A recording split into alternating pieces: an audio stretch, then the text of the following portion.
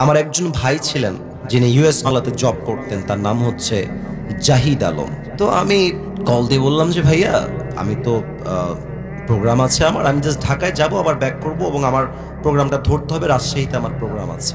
তো বললো যে ঠিক আছে স্যার, আপনি বলেন কি করতে পারেন। বললাম আপনি ফ্লাইটে টিকিট কাটেন, সকালে একটা, বিকালবেলা একটা। টিকিট কেটে দিলেন, নিজে টাকা দিয়ে কাটলেন। পরে টাকা ব্যাক দিব, কথা বললাম কয়েক মিনিট, ভাই টাকা ব্যাক দিব, কেমন আছেন, কি অবস্থা। তাগড়া যুবক মানুষ, একদম যুবক। তো ঠিক আছে, আপনার টিকিট কেটে দিয়েছি, টাকাটা না দিলেও হবে, সমস্যা নাই, রাখেন না, আমি তো আপনাকে ভালোবাসি আল্লাহর জন্য। ভাই টাকা দিব, নাম্বার দেন আপনি আমাকে। বললো আমার এই নাম্বারে বিকাশ আছে, আপনি টাকাটা পাঠায় দেন। কি সুন্দর ভাষা, কি সুন্দর কথা।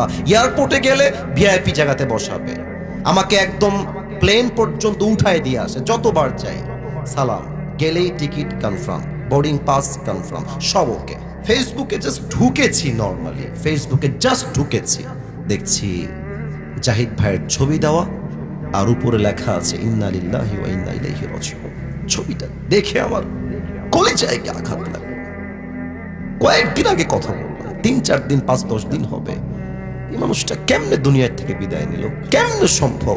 পরে পোস্ট পড়লাম, দেখলাম তানোরের যে রাস্তা আছে, বাইক নিয়ে আসছিল, একটা ট্রলি এসে বা কোনো একটা গাড়ি এসে মেরে দিয়েছে। বাইক থেকে পড়ে একটা চোটে, একটা আঘাতে জায়গায় শেষ হয়ে গেছে। এটাই দুনিয়া, একটা মুহূর্তের কোনো গ্যারান্টি নাই। আমি দোয়া করি আল্লাহ তাআলা আমার জাহিদ ভাইকে জান্নাতুল ফেরদাউসের উচ্চ মাকাম নসিব করে দিক। পড়েন সবাই আমিন। অতএব মাথায় রাখবেন, লাশ যখন দুনিয়ায় পড়ে থাকবে, আপনার নামে মসজিদের মাইকে এলান হয়ে যাবে।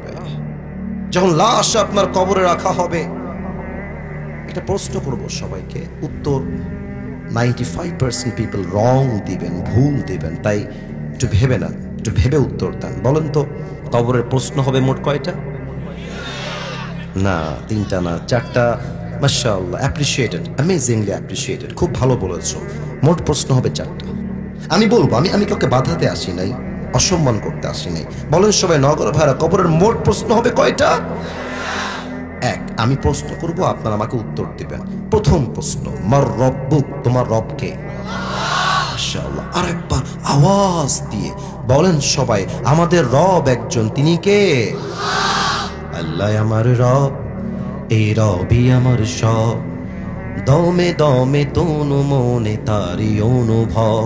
তোমার দুনিয়াতে আমি যেদিকে তাকাই, অথই নিয়ামতে ডুবে আছি সবাই।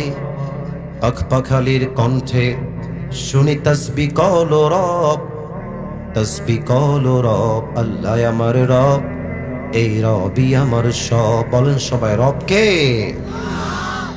আওয়াজ নাই পামে, বলেন সবাই, রব কে? প্রথম প্রশ্ন শেষ। দ্বিতীয় প্রশ্ন, ওমান নবিয়্যু আতারিফু হাযা আর-রাজুল, do you know this person, who is he? তুমি কি মানুষটাকে চেনো? এই মানুষ তোমার কে হয়? সবাই উত্তর দিতে পারবে না। না, সবাই পারবে না, অসম্ভব, সবাই পারবে না। আচ্ছা, একটু এটা হটাই। এবার এটা আমার মুখে কি? আপনারা সবাই বলবেন, যারা দেখছেন না, বলেন এটা আমার মুখে কি? জাস্ট দেখানোর জন্য মাইকটা হটাইছি। আচ্ছা, আমাকে মন থেকেই বলবেন। আপনারা আমাকে ভুয়া বলার কোনো প্রয়োজন নেই, মন থেকে যা আসবে তাই। দাড়ি থেকে আমাকে আনস্মার্ট লাগছে না স্মার্ট লাগছে?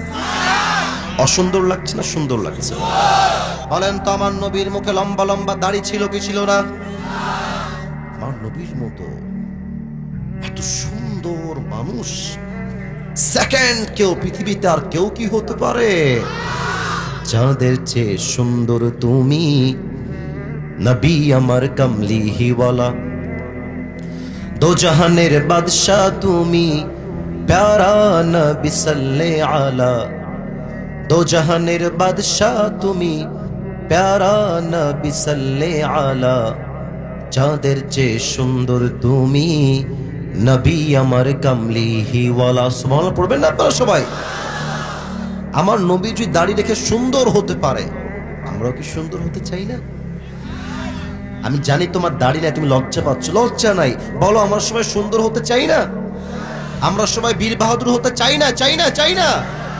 নিয়ত করেন যে আজ থেকে আমরা সবাই মিলে চাপ দাড়ি রেখে দেব। বলেন সবাই ইনশাআল্লাহ। 3 নাম্বার প্রশ্ন, ওয়ামা দ্বীন, আমাদের ধর্মের নাম কি? তিনটাই শেষ। ফেরেশতা বলবে কি ব্যাপার, তুমি তো একটাও আটকাও না ভাই, ব্যাপার স্যাপার কি? এত কিছু শিখেছো কই থেকে? ওমা ইলমুক, তোমার জ্ঞানের উৎস কোথায়? মাশাআল্লাহ। আর একবার জবান খুলে জ্ঞানের উৎস কোথায়? আল্লাহ বলবে এই ফেরেশতা আর কত, স্টপ স্টপ, কিফ, থামো। আমার বান্দা প্রত্যেকটা উত্তর দিয়ে ফেলেছে, যাও আমার বান্দার কবরটাকে তোমরা এখনই জান্নাতের বাগান বানিয়ে দাও। আর একটু জোরে বলুন সবাই সুবহানাল্লাহ।